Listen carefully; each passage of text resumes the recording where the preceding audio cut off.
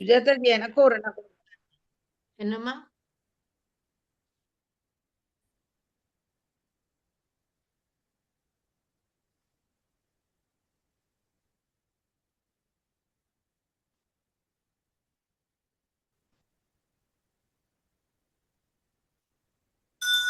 ஆரத்தி நேரம் நெருங்குது நெருங்குது அந்தி மாலை நேரத்திலே நீராஜன ஒளி நிர்மலமாய் துலங்குது பாபாவின் ஆலயத்திலே. சுபமங்கள ஆரத்தி மனதுக்குள் ஓம் சாந்தி. சுபமங்கள ஆரத்தி மனதுக்குள் ஓம் சாந்தி. ஷீரடி பாபாவை சேவித்த பேருக்கெல்லாம் செல்வங்கள் சேருமையா. யாரெவரென்றாலும் எப்போது வந்தாலும் குறையாவும் தீருமையா. பாபாவின் பெயரை சொல்லு, பாவங்களை குழியில் தள்ளு, ஆஹா என்றதிலும் வெல்லு, ஆனந்தம் நாளும் கொள்ளு.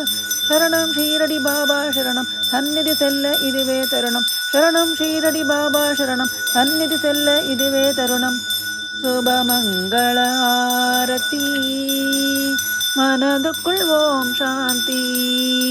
சுபமங்கள ஆரத்தி மனதுக்குள் ஓம் சாந்தி. ஒரு நாளும் மறவாத குருவாக நினைத்தவர்க்கு உலகெல்லாம் வசப்படுமே. மறுநாள் எல்லாமே திருநாளை மாறிவிடும், வழி ஒன்று தென்படுமே. பாபாவின் பெயரை சொல்லு, பாவங்களை குழியில் தள்ளு, ஆஹா என்றதிலும் வெல்லு, ஆனந்தம் நாளும் கொள்ளு. சரணம் ஷீரடி பாபா சரணம், சந்நிதி செல்ல இதுவே தருணம். சரணம் ஷீரடி பாபா சரணம், சந்நிதி செல்ல இதுவே தருணம். சுபமங்கள ஆரத்தி மனதுக்குள் ஓம் சாந்தி. சுபமங்கள ஆரத்தி மனதுக்குள் ஓம் சாந்தி. சாய் பஜன் கேட்டபடி சந்நிதியில் நிற்பவர்க்கு சங்கடங்கள் வருவதில்லை. ஓய்வெழுவு ஒன்றுமின்றி உள்ளத்தாலே பூசித்தாலே ஒரு குறையும் தெரிவதில்லை. பாபாவின் பெயரை சொல்லு, பாவங்களை குழியில் தள்ளு, ஆஹா என்றதிலும் வெல்லு, ஆனந்தம் நாளும் கொள்ளு. சரணம் ஷீரடி பாபா சரணம், சந்நிதி செல்ல இதுவே தருணம். சரணம் ஷீரடி பாபா சரணம், சந்நிதி செல்ல இதுவே தருணம். ஆரத்தி நேரம் நெருங்குது நெருங்குது அந்தி மாலை நேரத்திலே நீராஜன ஒளி நிர்மலமாய் துலங்குது பாபாவின் ஆலயத்திலே.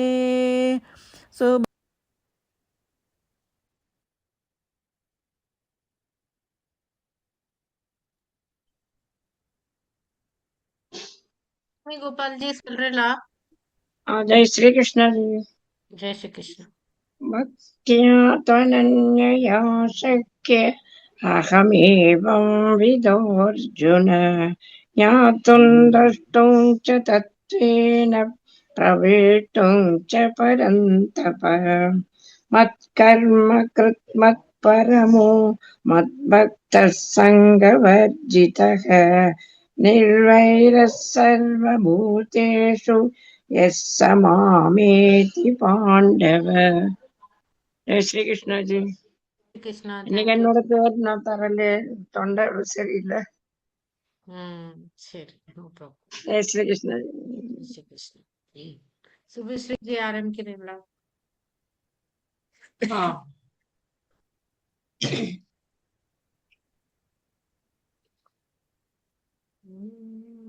ओम नमो भगवते वासुदेवाय अमृत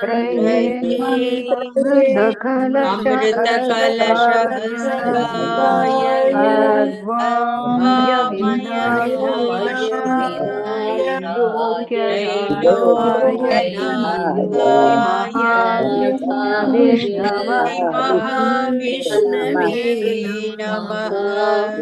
विष्णवे नमः। ॐ नमो भगवते वासुदेवाय धन्वन्त्रये दशसहस्राय नामय विनाशाय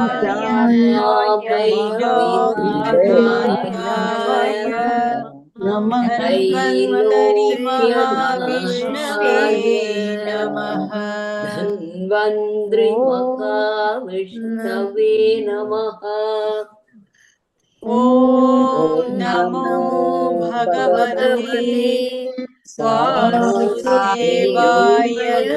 धन्वन्तरये अमृतकलशहस्ताय सर्वामय विनाशाय त्रैलोक्यनाथाय धन्वन्तरि महाविष्णवे नमः।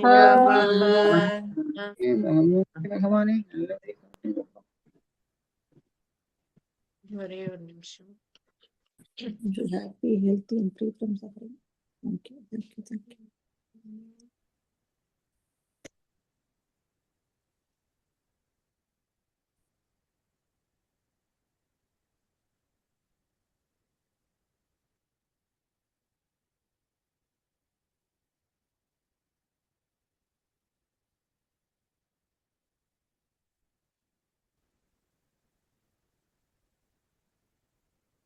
புவனாஜி, நீங்க சாப்டர் 2 சாண்ட் பண்றீங்களா?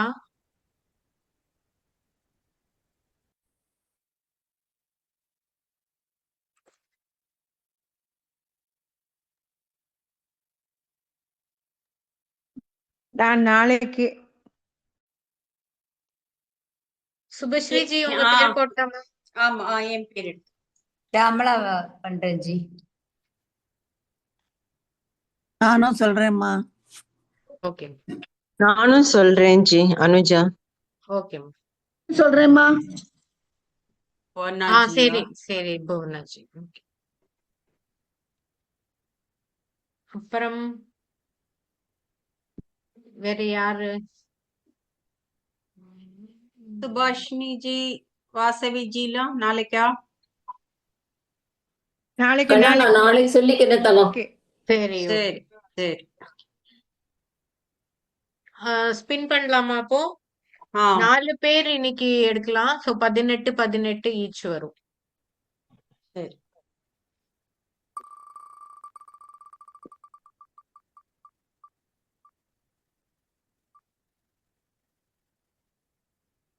ஃபர்ஸ்ட் புவனாஜி, உங்களுக்கு 1 to 18. So அவதர்ணிகா 1 to 18. ஓகேயா? நோட் பண்ணி வச்சுக்கோங்க. ஓகே. இருங்க ஒரு நிமிஷம்.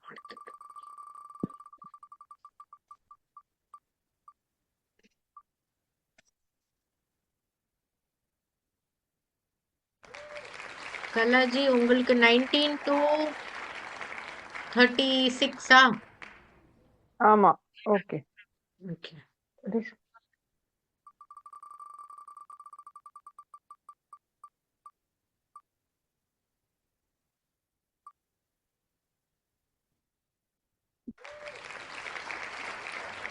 ஷாமலாஜி, உங்களுக்கு 37 to எவ்வளவு? சுபஸ்ரீஜி 52 இல்ல 54. 54. ஓகே. ஷாமலாஜி 37 to 54 உங்களுது. Okay G.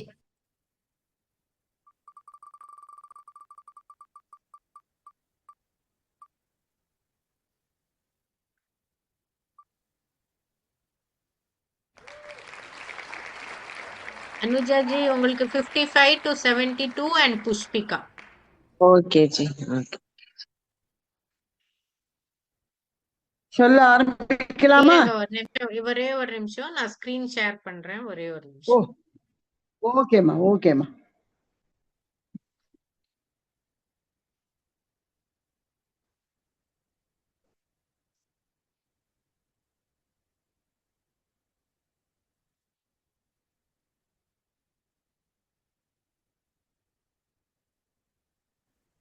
சொல்லலாம் புவனாஜி.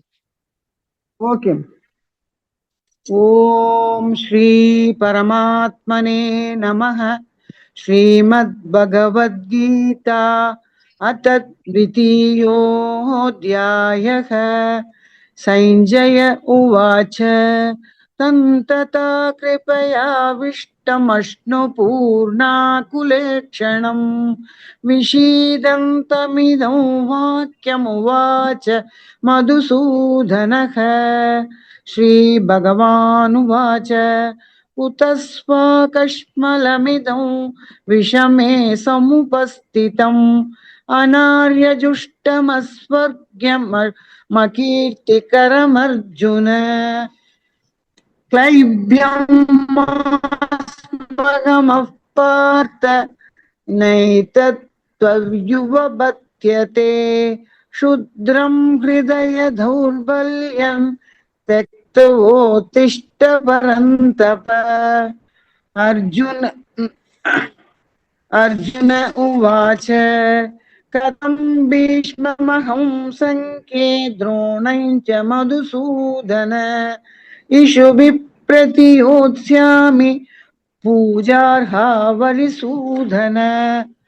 गुरून् हत्वा हि महानुभावान् श्रेयो भोक्तुं वैक्ष्यमपीह लोके हत्वार्थकामास्तु गुरूनिहैव भुञ्जीय भोगान् रुधिरप्रदिक्तान् न चैदद्विद्मकतरन्नो गरीयो यत्वा जयेम यदि वा नो जयेयुः यानेव हत्वा न जिजीवशामस् देव स्थिता प्रमुखे धर्तराष्ट्राः. कार्पण्यदोषो भगदस्वभाव पृच्छामि त्वां धर्मसम्मूढचेताः.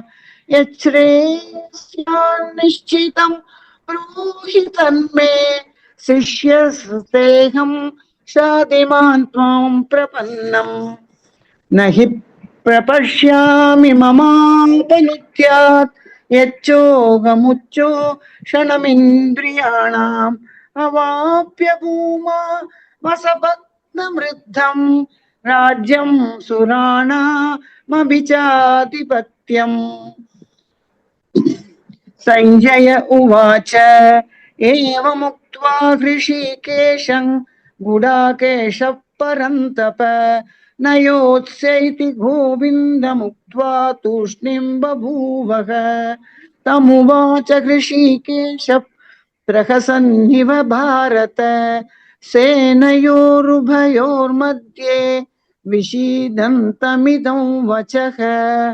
अशोच्यानन्वशोच श्रीभगवानुवाच अशोच्यानन्वशोचस्वं प्रज्ञावादांश्च भाषसे गतासूच नानुशोचन्ति पंडिताः. न द्वैवाहं जातु नासन् न त्वन्नेमे जनाधिपाः न चैव न भविष्यामः सर्वे वयमतः परम्. देहिनोऽस्मिन् यया देहे कौमारं यौवनं जरा तथा देहान्तरप्राप्तिर्धीरस्तत्र न मुह्यति. मात्रा स्पर्शास्तु कौन्तेय शीतोष्णसुखदुःखदाः आगमापायिनो नित्यास्तां स्थितिच्छस्व भारत. यं हिनं यन्त्येते पुरुषं पुरुषर्षभ समदुःखसुखं धीरं सोमृतत्वाय कल्पते. नासतो विद्यते भावो न भावो विद्यते सतः उभयोरविदृष्टोऽन्तस्त्वनयोस्तत्त्वदर्शिभिः. अविनाशि तु तत्विद्धि येन सर्वमिदं ततं विनाशमव्ययस्यास्य न कश्चित् कर्तुमर्हति अन्तवन्त इमे देहा नित्यस्योक्ताः शरीरिणः अनाशिनो प्रमेयस्य तस्मात् युध्यस्व भारत। जय श्री कृष्ण।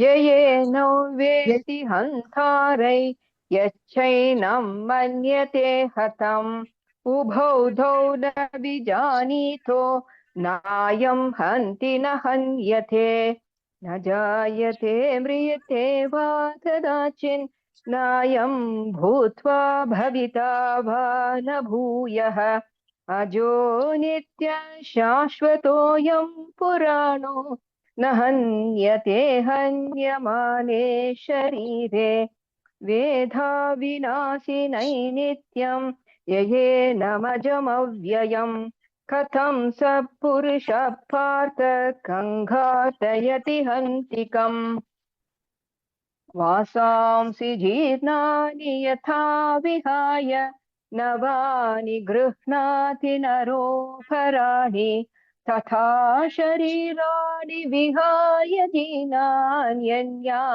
संयाति निवानि देहि नैनं चिन्धन्ति शस्त्राणि नैनं दहति पावकः न चैनं क्लेदयन्त्यापो न शोषयति मारुतः अच्छेद्योऽयमदाह्योऽयम् अक्लेद्यो शोष्य एव च नित्यः सर्वगतस्थाणुरचलोऽयं सनातनः अव्यक्तोऽयमचिन्त्योऽयमविकार्योऽयमुच्यते तस्मादेवं विदित्वैनं नानुशोषितुमर्हसि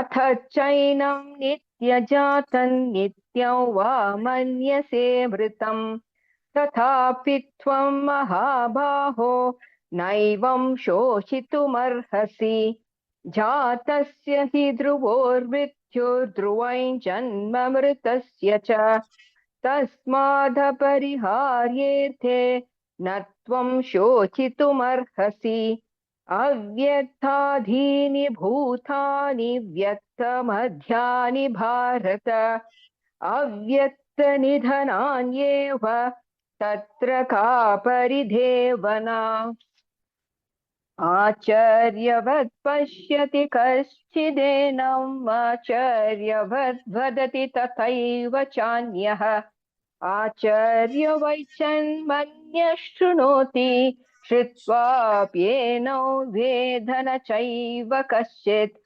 देहि नित्यमबध्योऽयं देहे सर्वस्य भारत तस्मात् सर्वाणि भूतानि न त्वं शोचितुमर्हसि स्वधर्ममपि चावेश्य न विकम्पितुमर्हसि धर्म्याधियुद्धा श्रेयोन्यत् क्षत्रियस्य न विद्यते यत्रुच्चया चोपपन्नं स्वर्गद्वारमपावृतं सुखिनः क्षत्रिया पार्थ लभन्ते युद्धमीदृशम् अत चेत्त्वमिमं धर्म्यं सङ्ग्रामं न करिष्यसि ततः स्वधर्मं कीर्तिं च हित्वा पापमवाप्स्यसि अकीर्तिं चापि भूतानि कथयिष्यन्ति देव्ययाम् सम्भावितस्य चाकीर्तिर्मरणादतिरिच्यते। அவ்வளவுதானே? 37 வரைக்கும் சொல்லணும்ல? 37. ஓகே. भयाद्राणातु भरतं मंस्यन्ते त्वामहारथाः येषां च त्वं बहुमतो भूत्वा यास्यसि लाघवम् अवांश्य वाधांश्य बहून् वदिष्यन्ति तवाहिताः निन्दनन्दस्व सामर्थ्यन् ततो दुःखतरन्नु किम् 36 வரைக்கும் தான். 36 வரைக்கும் தான். ஓகே ஆமா. ஓகே. ஷியாமலா ஜி जय श्री कृष्ण जी। जय श्री कृष्ण। हतो वा प्राप्स्यसि स्वर्गं जित्वा वा भोक्ष्यसे महीम् तस्मादुत्तिष्ठ कौन्तेय युद्धाय कृतनिश्चयः सुखदुःखे समे कृत्वा लाभालाभौ जयाजयौ ततो युद्धाय युज्यस्व नैवं पापमवाप्स्यसि एषा ते विहिता सांख्ये बुद्धिर्योगे त्विमां शृणु बुद्ध्या युक्तो यया पार्थ कर्मबन्धं प्रहस्यसि नेहाभिक्रमनाशोऽस्ति प्रत्यवायो न विद्यते स्वल्पमप्यस्य धर्मस्य त्रायते महतो भयात् व्यवसायात्मिका बुद्धिर्एकेह कुरु नन्दन बहुशाखाह्य नन्ताश्च बुद्धयो यो व्यवसायिनां यामिमां पुष्पितां वाचं प्रवतन्त्यविपश्चितः वेदवादरदा पार्थ नान्यतस्तीति वातिनः कामात्मानः स्वर्गपरा जन्मकर्म फलप्रदां क्रियाविशेषबहुलान् भोगैश्वर्यकथं प्रति भोगैश्वर्यप्रसक्तानां तया पहृतचेतसां व्यवसायात्मिका बुद्धिः समाधौ न विधीयते त्रैगुण्यविषया वेदा निःश्रैगुण्यो भवार्जुन निर्द्वन्द्वो नित्यसत्त्वस्थो निर्योगक्षेम आत्मवान् यावानार्थ उदपाने सर्वदा संप्लुतोदके तवान् सर्वेषु वेदेषु ब्राह्मणस्य विजानतः कर्मण्येवाधिकारस्ते मा फलेषु कदाचन मा कर्मफलहेतुर्भुर्मा ते संकोस्त्व कर्मणि योगस्तः कुरु कर्माणि सङ्गं त्यक्त्वा धनञ्जय सिद्ध्यो समो भूत्वा समत्वयि योग उच्यते दूरेण ह्यवरं कर्म बुद्धियोगात् धनञ्जय बुद्धौ शरणमन्विच्छ कृपणा फलहेतवः बुद्धियुक्तो जहातीह उभे सुकृत दुष्कृते तस्मात् योगाय युज्यस्व योगः कर्मसु कौशलम् कर्मजं बुद्धियुक्ता हि फलं त्यक्त्वा मणीक्षिणः जन्मबन्धविनिर्मुक्ता पदं गच्छन्त्यनामयम् यदा ते मोहकलिलं बुद्धिर्व्यतितरिष्यति तदा कन्दासि निर्वेदं श्रोतव्यस्य श्रुतस्य च श्रुतिविप्रतिबन्नाते यदा स्थास्यति निश्चला समाधावचला बुद्धिः तदा योगमवाप्स्यसि अर्जुन उवाच स्थितप्रज्ञस्य का भाषा समधिस्तस्य केशव स्थितधि किं प्रभाषेत किमासीदव्रजेत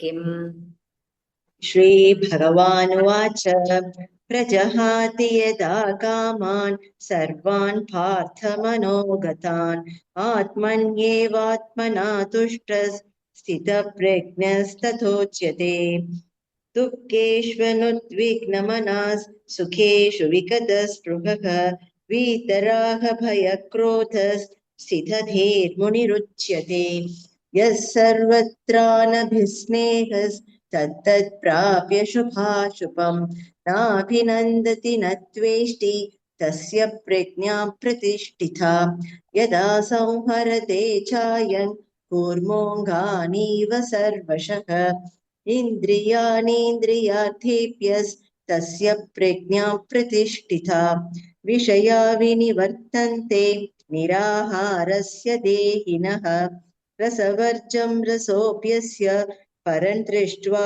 निवर्तते यततो ह्यपि कौन्तेय पुरुषस्य विपश्चितः इन्द्रियाणि प्रमाथीनि हरन्ति प्रसभं मनः तानि सर्वाणि संयम्य युक्त आसीत मत्परः वशे हि यस्येन्द्रियाणि तस्य प्रज्ञा प्रतिष्ठिता ध्यायतो विषयान् पुंसः सङ्गस्तेषुपजायते सङ्गात् सञ्जायते कामः कामात् क्रोधोऽभिजायते क्रोधात् भवति सम्मोहः सम्मोहात् स्मृतिविभ्रमः स्मृतिभ्रंशात् बुद्धिनाशो बुद्धिनाशात् प्रणश्यति रागद्वेषवियुक्तैस्तु विषयानिन्द्रियैश्चरन्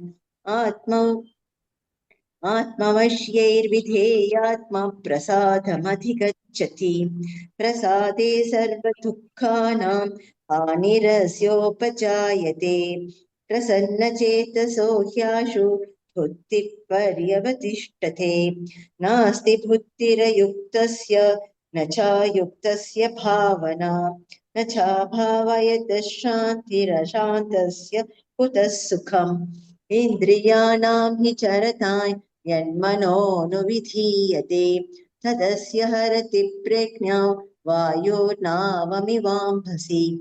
तस्माद्यस्य महाबाहो निगृहीतानि सर्वशः इन्द्रियाणीन्द्रियार्थेभ्यस्तस्य प्रज्ञा प्रतिष्ठिता या निशा सर्वभूतानां तस्याञ्जागर्ति संयमी यस्याञ्जागृति भूतानि सा निशा पश्यतो मुनेः आपूर्यमानमचलप्रतिष्ठं समुद्रमाप प्रविशन्ति यद्वत् तद्वत् कामायं प्रविशन्ति सर्वे स शान्तिमाप्नोति न कामकामी विहाय कामान्यः सर्वान् पुमांश्चरति निःस्पृहः निर्ममो निरहङ्कारः स शान्तिमधिगच्छति एषा ब्राह्मी स्थितिः पार्थ नैनां प्राप्य विमुह्यति स्थितत्वास्यामन्तकालेऽपि ब्रह्मनिर्वाणमृच्छति ॐ तत्सदिति श्रीमद्भगवद्गीतासु उपनिषत्सु ब्रह्मविद्यायां योगशास्त्रे श्रीकृष्णार्जुनसंवादे साङ्ख्ययोगो नाम द्वितीयोऽध्यायः ॐ श्रीकृष्णार्पणमस्तु Thank you, Ji.